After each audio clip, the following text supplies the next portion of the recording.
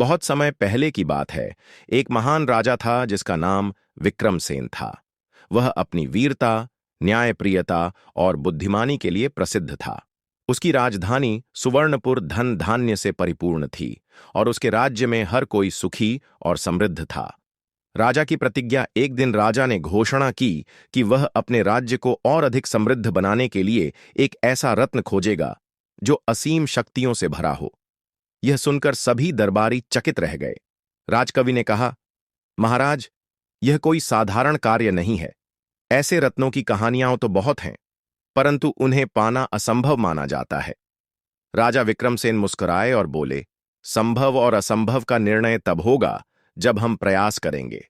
उन्होंने अपने सेनापति और कुछ वीर सैनिकों के साथ यात्रा शुरू की। रहस्यमयी जंगल यात्रा करते करते राजा एक घने जंगल में पहुंचे। वहां एक वृद्ध साधु मिले, जिन्होंने कहा, राजन, यदि तुम्हें वह चमत्कारी रत्न चाहिए तो तुम्हें सत्य, धैर्य और पराक्रम की परीक्षा देनी होगी। राजा ने साधु की बात मान ली। साधु ने उन्हें 3 कठिन परीक्षाएं दीं। वेंग, अंधकार की गुफा। राजा को एक अंधेरी गुफा में प्रवेश करना था जहां भयानक राक्षस रहते थे। डू, नदी का प्रकोप। एक विकराल नदी थी जिसे पार करना असंभव था क्योंकि वह जादुई थी और बहाव के साथ हर यात्री को खींच लेती थी। 3, सत्य की कसौटी। सबसे कठिन परीक्षा थी। राजा को अपने सबसे प्रिय व्यक्ति का बलिदान देना था। राजा की परीक्षा। राजा ने पहले राक्षसों को अपनी तलवार और बुद्धि से हराया। फिर उन्होंने एक दिव्य मंत्र से नदी को शांत कर उसे पार किया। लेकिन जब तीसरी परीक्षा आई तो साधु ने पूछा, राजन, अपने प्रिय व्यक्ति को बलिदान देने के लिए क्या तैयार हो? राजा ने सोचा और कहा, मेरा सबसे प्रिय मेरा अहंकार है, मैं उसे त्यागता हूं।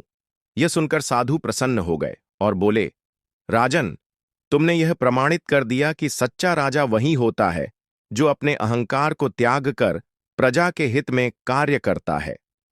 राजा को मिला दिव्य रत्न। साधु ने राजा को वह चमत्कारी रत्न दिया जो न केवल उनके राज्य को समृद्ध कर सकता था, बल्कि लोगों के जीवन में भी खुशहाली ला सकता था।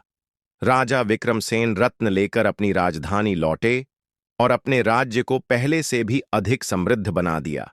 इस तरह राजा विक्रमसेन की बुद्धिमानी, साहस और निस्वार्थता ने उसे महान बना दिया और उसकी कहानी युगों युगों तक सुनाई जाती रही।